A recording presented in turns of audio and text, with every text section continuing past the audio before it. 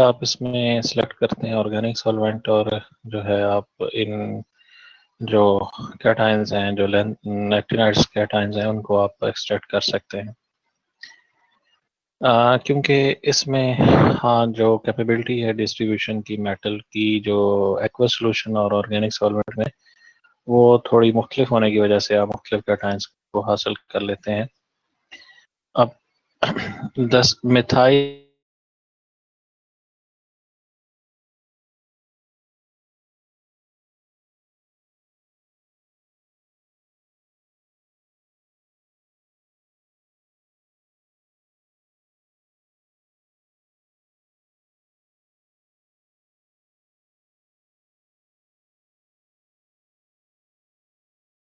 6 और यूरेनियम +6 को एक्सट्रैक्ट करते हैं।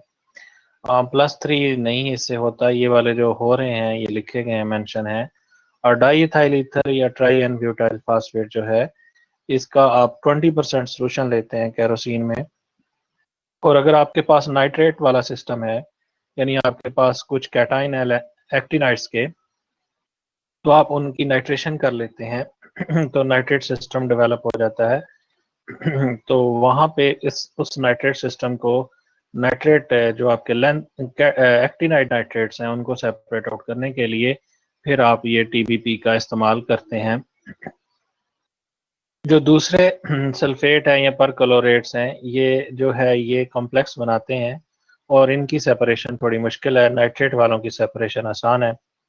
हेक्सेन और डाईइथाइल ईथर भी जो है वो इस्तेमाल किए जाते हैं अगर आपके पास नाइट्रेट की कंसंट्रेशन वाले जो आप एक्टिनाइड्स वाले आयन मौजूद हैं या एक्टिनाइड साल्ट मौजूद हैं अलॉन्ग विद नाइट्रेट, तो आप हेक्सेन और डाईइथाइल ईथर को भी यूज़ कर सकते हैं।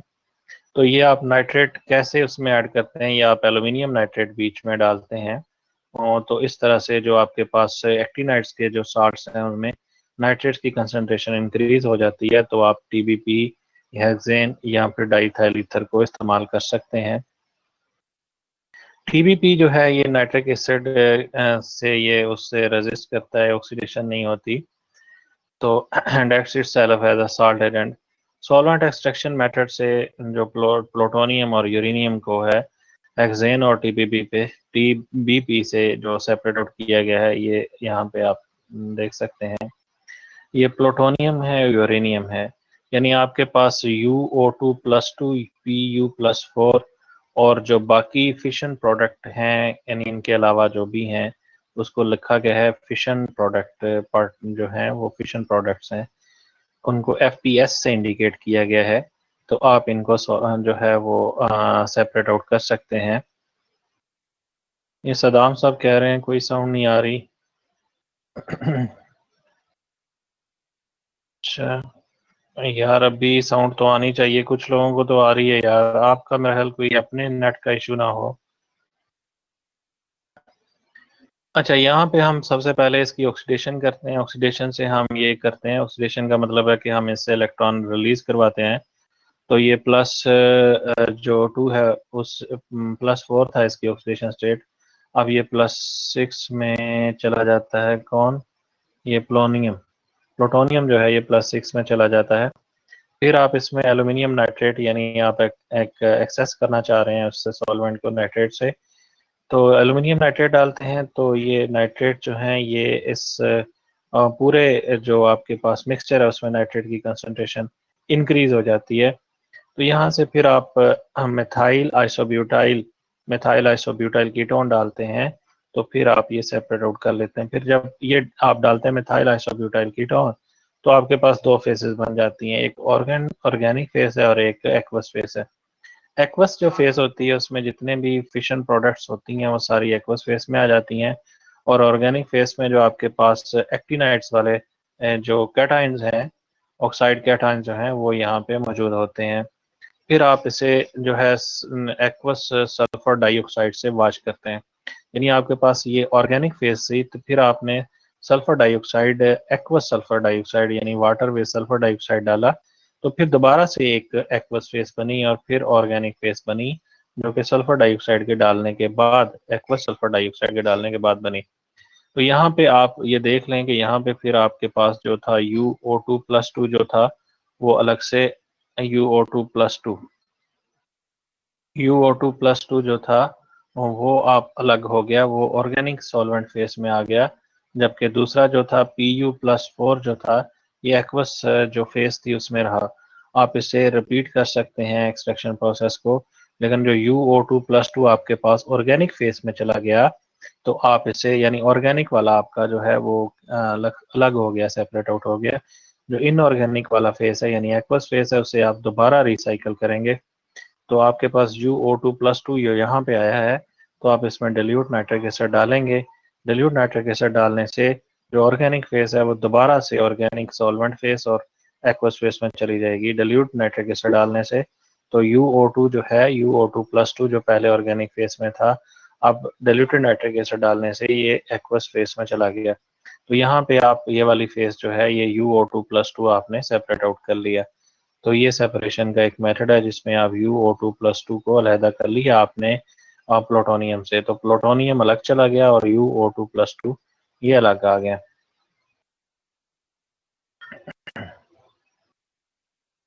नेक्स्ट में एक और मेथड है जिसमें UO2 Pu+4, अब इसमें TBP को यूज किया गया। पिछले मेथड में हेक्सोन को यानी मिथाइल आइसोब्यूटाइल कीटोन को यूज किया गया था, तो यहाँ पे TBP को यूज किया गया है, ट्राई ब्यूटाइल फास्फेट। इसे प्यूरेक्स प्रोसेस भी बोलते हैं क्योंकि ये प्यूरेक्स ने डिस्कवर किया। तो उसने बताया ये आपके पास वही कैटाइन है जो पहले मौजूद थे UO2+2 Pu+4। आप सबसे पहले इसमें TBP डालते हैं, फिर आपके पास एक एक्वस फेस बनती है, एक ऑर्गेनिक फेस बनती है। जो एक्वस फेस है उसमें फिशन पार्ट जो प्रोडक्ट्स हैं वो यहाँ पे आ जाती हैं। ऑर्गेनिक फेस में आपके पास UO2+2 या Pu+4 दोनों आ जाते हैं। फिर आप इसे सल्फर डाइऑक्साइड या अमोनियम हाइड्रोक्साइड से ट्रीट करते हैं। ये एक्वस सल्फर डाइऑक्साइड या अमोनियम हाइड्रोक्साइड से ट्रीट करते हैं, तो दोबारा से आपके पास ऑर्गेनिक फेस जो है वो फिर ऑर्गेनिक फेस और एक्वस फेस में चली जाती है। अब ऑर्गेनिक फेस में UO2 या U+4 चला जाएगा और जो इनऑर्गेनिक फेस है यानी एक्वस फेस है उसमें Pu+ जो 3 है, +4 था उसकी जो रिडक्शन हुई है +3 में, यानी इसने एक इलेक्ट्रॉन गेन किया तो ये +3 में आ गया एक्वस फेस में। फिर दोबारा से यहाँ से इसकी ऑक्सीडेशन की जाती है ऑक्सीडाइजिंग एजेंट से, तो ये +4 है, तो इसको आप यहाँ से एक्वस फेस में सेपरेट आउट कर सकते हैं। दूसरा जो ऑर्गेनिक फेस में आपके पास UO2+2 या U+4 था, आप इसमें वाटर डालते हैं तो आपके पास यूरेनियम जो है वो जो है एक्वस फेस में यूरेनियम को आप अलहदा कर लेते हैं। इस तरह से आपने यूरेनियम और प्लूटोनियम को अलग किया दो मुख्तलिफ सॉल्वेंट से, मिथाइल आइसोब्यूटाइल कीटोन से और जो ट्राई ब्यूटाइल जो फास्फेट है उससे। दोनों मुख्तलिफ सॉल्वेंट्स हैं, ऑर्गेनिक सॉल्वेंट्स, दोनों से आपने इसकी जो सॉल्वेंट एक्सट्रैक्शन मेथड है उसको देखा कि हम इसे कैसे कर सकते हैं। ये आपके जो मैग्नेटो केमिस्ट्री थी उसके कोई दो टॉपिक रह गए थे, एक फेरी मैग्नेटिज्म था, एक एंटी फेरोमैग्नेटिज्म था, तो वो मैंने यहाँ पे इसमें इंक्लूड किए हुए हैं। मैग्नेटो केमिस्ट्री से आपको पेपर में भी दो क्वेश्चंस आएंगे क्योंकि दो यूनिट हैं इसके। फेरोमैग्नेटिक मटेरियल ऐसा अब हम देखते हैं कि ये फेरी मैग्नेटिक क्या है, फेरी मैग्नेटिज्म, फेरी मैग्नेटो मटेरियल क्या होता है। तो इसमें एक फेरी मैग्नेटिज्म है और एक एंटी फेरोमैग्नेटिज्म है, ये दोनों रहते थे, ये दोनों अभी इंक्लूड किए गए हैं। फेरी मैग्नेटिक जो मटेरियल था इसमें ये होता है कि आपके पास जो एटम्स हैं उनकी डाइपोल मोमेंट्स जो हैं वो अब ये अलाइन कर रही होती हैं एक दूसरे के साथ अगेंस्ट, जैसे ये आप समझ रहे हैं, यहाँ पे आप देख सकते हैं ये कुछ एटम्स की जो हैं ये आप समझ रहे हैं कि ये टॉप की तरफ हैं, कुछ जो छोटे छोटे एरोज हैं ये डाउन की तरफ हैं, ये ग्रीन वाले जो हैं, यानी एक आप समझ लें कि एक एटम है या ग्रुप ऑफ एटम है उसका ये वाला वेक्टर आ रहा है नॉर्थ टू साउथ है, दूसरे का साउथ टू नॉर्थ आ जाता है, लेकिन ये वाला जो वेक्टर है ये शॉर्ट है, यानी इसकी जो आप देख रहे हैं ये वाला वेक्टर इसकी लेंथ ज्यादा है इसकी कम है, यानी हम एक दूसरे को ये कम्प्लीटली कैंसिल आउट नहीं कर सकते। अगर ये भी उतना ही होता जितना ये है तो फिर ये कम्प्लीटली कैंसिल आउट कर सकता था, यानी जो मैग्नीट्यूड है इसकी जो मैग्नीट्यूड है इस वेक्टर की और उसके अगेंस्ट आने वाले वेक्टर की, ये दोनों की मैग्नीट्यूड जो है वो सेम नहीं है, ये कैंसिल आउट नहीं होते। यहाँ पे भी ऐसे ही है। तो ये वाली जो अगर हम कहते हैं ये नॉर्थ टू साउथ है, तो ये साउथ टू नॉर्थ है, तो साउथ टू नॉर्थ वाला, नॉर्थ टू साउथ वाला जो वेक्टर है, ये वाला वेक्टर, इसकी जो मैग्नीट्यूड है वो ज्यादा है, इसकी मैग्नीट्यूड कम है। तो कुछ हिस्सा इसका कैंसिल आउट होता है, लेकिन कुछ कैंसिल आउट नहीं होता। जो कैंसिल आउट नहीं होता वो मैग्नेटिज्म शो करता है। तो ये इसको, ऐसी सिचुएशन को हम फेरी मैग्नेटिज्म बोलते हैं, फेरी मैग्नेटिज्म। यानी इसमें कंप्लीटली एंटी फेरोमैग्नेटिज्म भी है। एक एंटी फेरोमैग्नेटिज्म में ये पूरा वेक्टर होता है, जैसे ये वेक्टर है ऐसे ही एक नीचे को वेक्टर होता है, ये दोनों एक दूसरे को कैंसिल आउट कर देते हैं। लेकिन फेरीमैग्नेटिज्म में ये दोनों वेक्टर एक दूसरे को कैंसिल आउट नहीं करते। एक वेक्टर की जो मैग्नीट्यूड है वो ज्यादा होती है, दूसरे की कम होती है, तो इसमें कुछ ना कुछ उसकी मैग्नेटाइजेशन जो है वो बाकी रहती है। एक वेक्टर में हर हर हर एक में यहाँ पे जो पेयर अप हो रहे हैं, जैसे ये एक पेयर बन रहा है, ये एक पेयर बन रहा है, ये एक पेयर बन रहा है, ये एक पेयर बन रहा है, तो हर पेयर में कैंसिल आउट नहीं हो रही, कंप्लीटली कैंसिल आउट नहीं हो रही, बल्कि कुछ जो मैग्नीट्यूड है वो रिटेन कर रहा है सिस्टम अपने पास। तो ऐसा सिस्टम जो है वो फेरो मैग्नेटिज्म को जनरेट करता है। ऐसा मटेरियल फेरी मैग्नेटिज्म को जनरेट करता है, ऐसे मटेरियल को फेरी मैग्नेटिक मटेरियल बोलते हैं।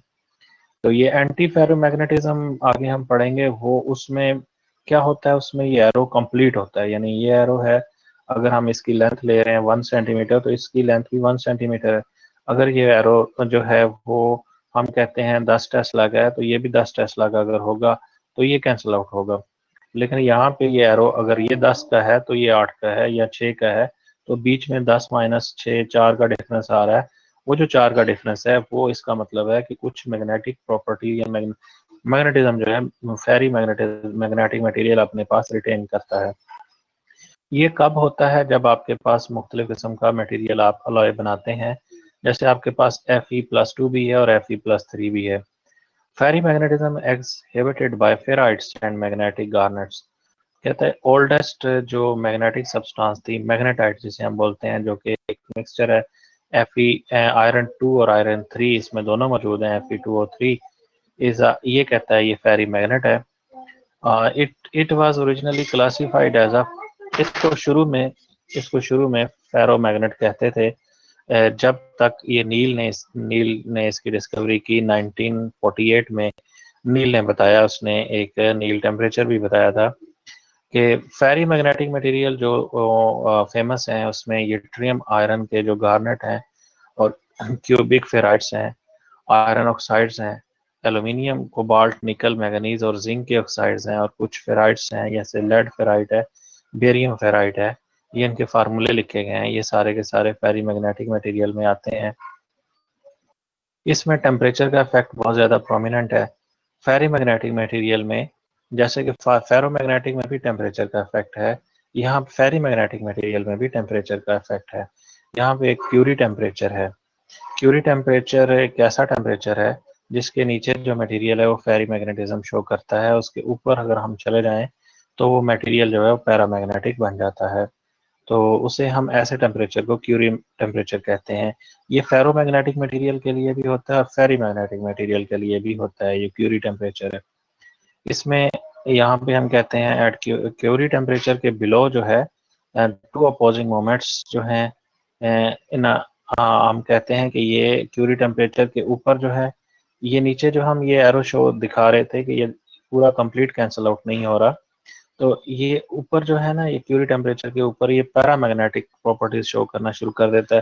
फेरोमैग्नेटिक का मतलब है कि अच्छी खासी मैग्नेटाइजेशन है, यानी उसकी मैग्नेटिक ससेप्टेबिलिटी बहुत ज्यादा होती है।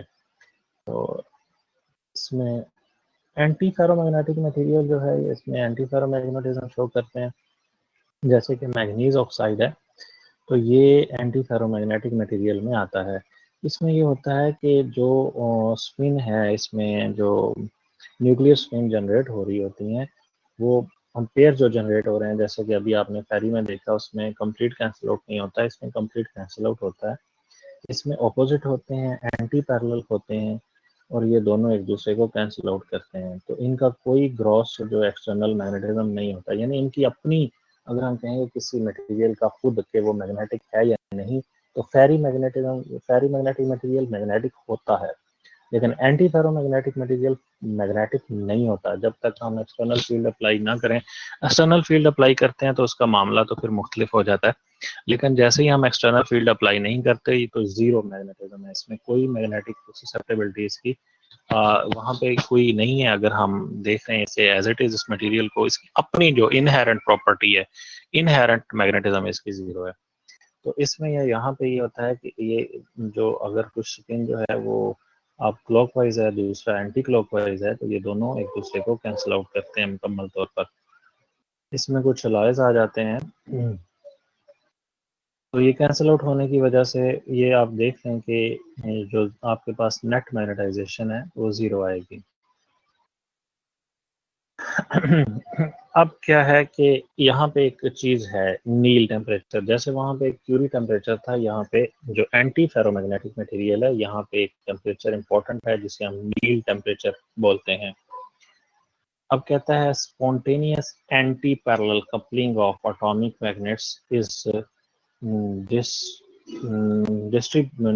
disrupted by heating and disappears entirely। कहता है कि जो एक मिनट वेट कीजिएगा जरा।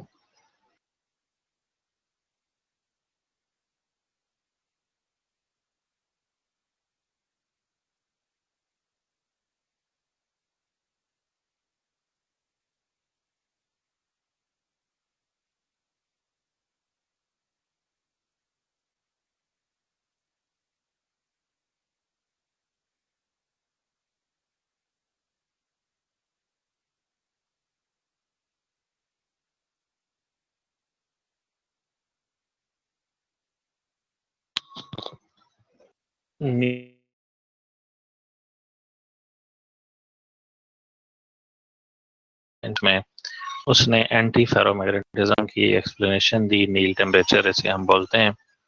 ये खास टेम्परेचर है जिसके जो नीचे जो है मटेरियल एंटी फेरोमैग्नेटिक होता है।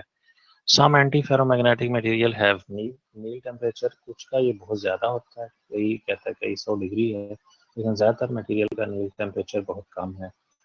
नील टेम्परेचर जो मैग्नीज ऑक्साइड का है, ये हम इसे 122 केल्विन है, जो कि इक्वल है -151 डिग्री सेंटीग्रेड के या -240 फ़ारेनहाइट के।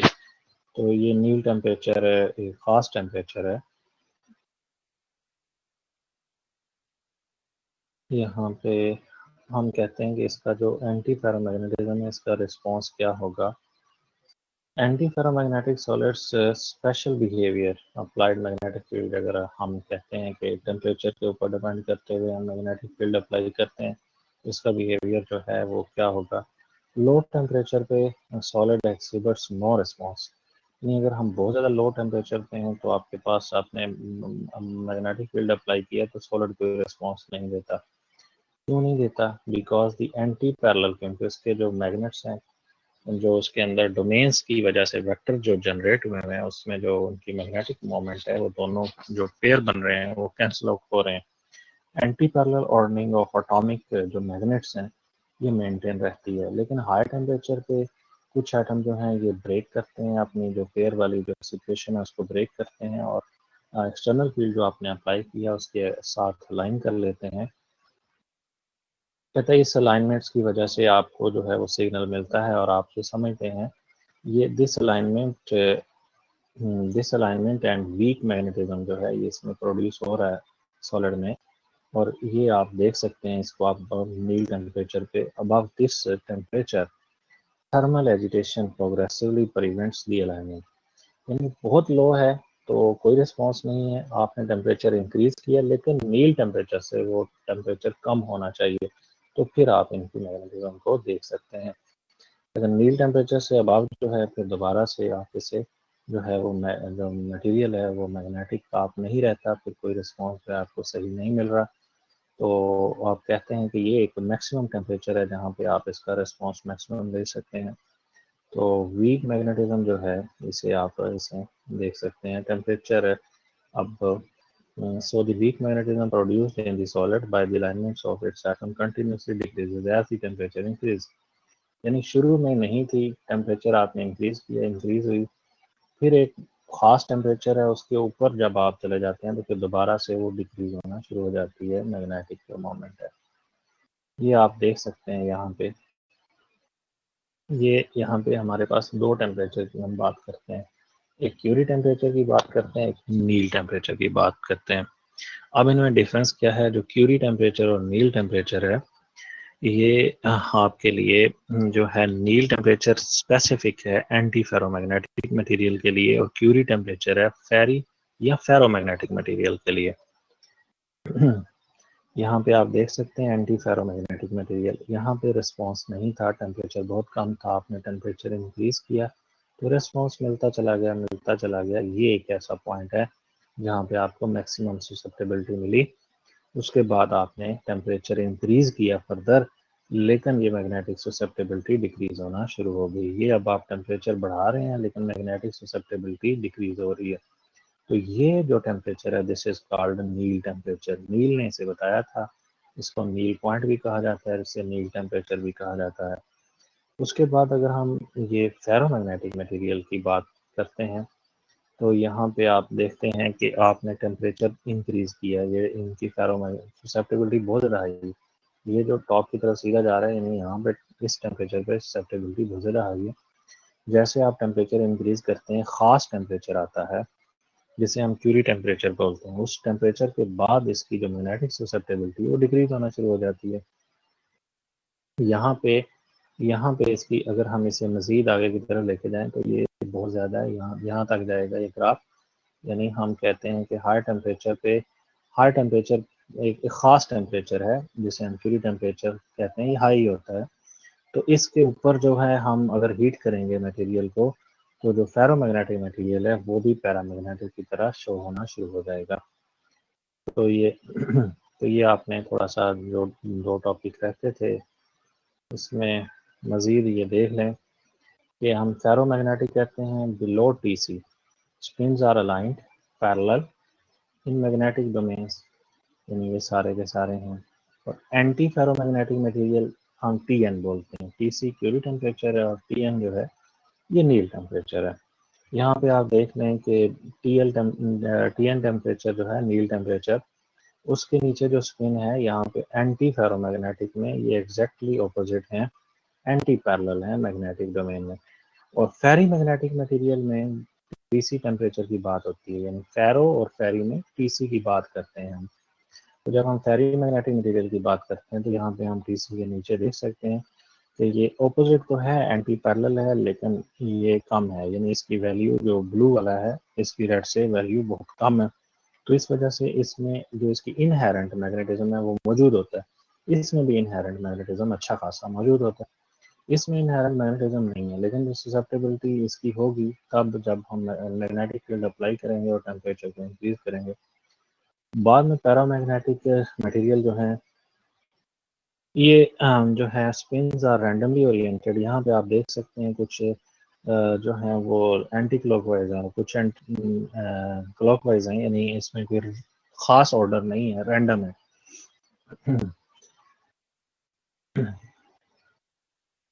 इसमें ये होता है कि आप टीसी या टीएन से ऊपर चले जाते हैं तो आपको जो मैग्नेटिक प्रॉपर्टीज हैं पैरामैग्नेटिज्म में वो मिलती हैं, अच्छी मिल जाती हैं। तो यहाँ पे ये एक और आखिरी स्लाइड है जिसमें ये डायमैग्नेटिज्म आप देख सकते हैं, इसमें मैग्नेटिक ससेप्टेबिलिटी आपकी नेगेटिव में है। पैरामैग्नेटिज्म में ये इसमें कोई डोमेन नहीं है, पैरामैग्नेटिज्म में डोमेन है लेकिन सारी की सारी कोई हैफेज़र्ड है, कोई ख़ास डायरेक्शन नहीं है। ये इसका ग्राफ है, मैग्नेटाइजेशन है इसकी, और यहाँ पे ये अप्लाइड मैग्नेट एच जो होता है ये अप्लाइड मैग्नेटिक फील्ड और एम जो है ये मैग्नेटाइजेशन है जो कि मटेरियल के अंदर आ रही है। तो फेरोमैग्नेटिज्म में आप देख सकते हैं जहाँ पे हिस्टेरेसिस बनता है, ये देखिए यहाँ पे हिस्टेरेसिस बनता है। फेरी में भी हिस्टेरेसिस बनता है, जो फेरी होता है उसमें भी हिस्टेरेसिस बनता है। तो यहाँ पे मैग्नेटिज्म जो अच्छी खासी है और यहाँ पे ये सारे के सारे एटम जो हैं वो अलाइन कर रहे हैं along the field. Anti ferromagnetism में जो है पेयर अप हो रहे हैं और एंटी पैरेलल हैं, यहाँ कैंसिल आउट होती है। तो यहाँ पे नील टेम्परेचर जो है वो इम्पोर्टेंट है, यहाँ पे आपको मैग्नेटाइजेशन वैल्यू है लेकिन बहुत कम है। फेरी मैग्नेटिज्म में भी आपको अच्छी खासी वैल्यू मिल जाती है क्योंकि इसमें कंप्लीट कैंसिल आउट नहीं होती, मटेरियल में इनहेरेंट मैग्नेटाइजेशन जो कि फेरोमैग्नेटिज्म फेरोमैग्नेटिक मटेरियल की ही आगे प्रॉपर्टी है। ये फेरो और फेरी एक दूसरे में कन्वर्ट होते रहते हैं, ये टेम्परेचर का, और आप इसमें रेशियो जो मिक्सअप करके एलॉय बना रहे हैं उसका बहुत ज़्यादा गहरा ताल्लुक है। बाज़ औक़ात आप फेरो बनाना चाह रहे होते हैं और फेरी बन जाता है, बाज़ औक़ात आप फेरी बना रहे हैं तो फेरो बन जाता है। इसमें जो आप रेशियो डालते हैं, जो एलिमेंट्स जो आप मिक्सअप कर रहे हैं, इसमें जो आप फेराइड बनाते हैं, तो वो बहुत ज़्यादा इम्पोर्टेंट है कि आप कैसे डाल रहे हैं और टेम्परेचर कितना दे रहे हैं उसको पकाने के लिए, यानी से हार्ड में कन्वर्ट करने के लिए। तो ये टेम्परेचर भी बहुत ज़्यादा इम्पोर्टेंट होता है इसमें। तो यहाँ पे आप देख सकते हैं इनकी मैग्नेटाइजेशन अच्छी खासी है, ये इनहेरेंट है। तो एंटी फेरो में ये कैंसिल आउट होती है, ये बहुत कम वीक मैग्नेटाइजेशन है, और पैरा में भी ये वीक है, और डायमैग्नेटिज्म में आप देख सकते हैं ये नीचे की तरफ है। ये था हमारा आज का लेक्चर। मैं इसकी जो स्लाइड्स जो हैं ये सदाम साहब को सेंड कर दूंगा और बाकी सबको शेयर